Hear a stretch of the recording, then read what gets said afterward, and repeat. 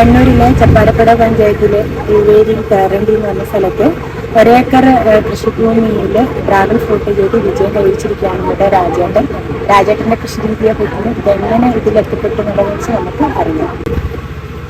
അല്ല, നമ്മൾ സാധാരണ പിന്നെ മലയോര പ്രദേശത്ത് കശുമാവ്, റബ്ബർ എന്നിങ്ങനെയല്ല നടാറ്. പക്ഷെ ഇതൊരു വ്യത്യസ്തമായ ഒരു കൃഷിയല്ല. ഇത് എങ്ങനെ എത്തിപ്പെട്ടു എന്നുള്ളതാണ്. വെറൈറ്റി വേണമെന്നുള്ളതാണ് ആദ്യത്തെ. കാരണം വെറൈറ്റി വേണം എല്ലാവരും കഴിഞ്ഞ് അതിലേക്ക് പോകുമ്പോൾ ഇത് നമുക്ക് ഒരു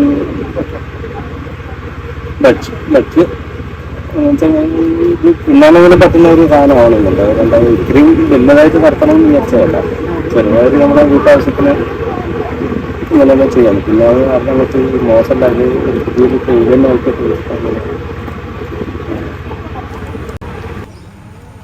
റബ്ബർ കൃഷി വെട്ടിമാറ്റിയാണ് ഡ്രാഗൺ ഫ്രൂട്ട് കൃഷി ഇവിടെ ചെയ്തിരിക്കുന്നത്.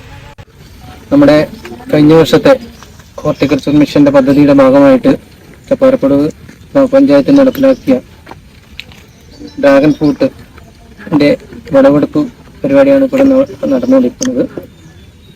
അറിയാം, നമ്മുടെ രാജേട്ടൻ എന്ന് പറയുന്നത് ഒരു എക്സ് ഗൾഫ് കാരനും കൂടിയാണ്.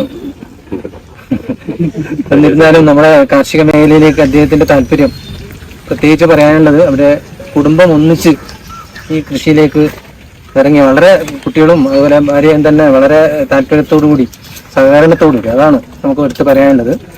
അതോടുകൂടി നമ്മുടെ ആ കൃഷി രീതി തന്നെ നമുക്ക് ആദ്യം തന്നെ ഒരു ടെൻഷൻ ഉണ്ടായിരുന്നു. എന്ന് വെച്ചാൽ പുതിയൊരു കൃഷി രീതിയാണ് നമ്മുടെ നാട്ടിൽ നടപ്പിലാക്കുന്നത്. അത് എത്രത്തോളം വിജയപ്രദമാവും എന്നുള്ള ഒരു ആശങ്ക നമുക്ക് നമ്മുടെ ഉദ്യോഗസ്ഥരുടെ ഇടയിൽ ആദ്യം തന്നെ ഉണ്ടായിരുന്നു. എന്നിരുന്നാലും വളരെ ദൃഢനിശ്ചയത്തോടു കൂടിയുള്ള ഒരു പ്രവർത്തനം സമ്മതിക്കേണ്ട ഒരു കാര്യം തന്നെയാണ്.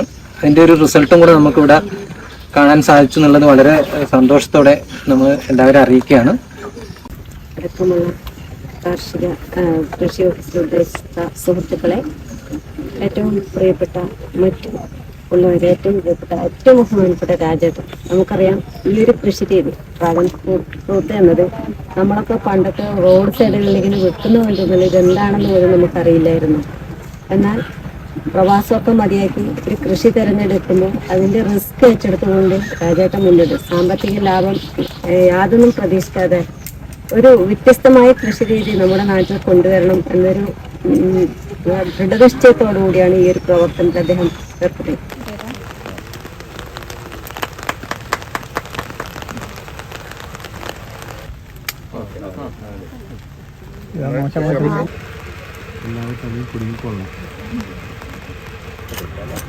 മലയോര മേഖലയിൽ ഏത് കൃഷിയും നടത്തിയാൽ വിജയിക്കാമെന്ന് രാജേട്ടൻ തെളിയിച്ചിരിക്കുകയാണ്.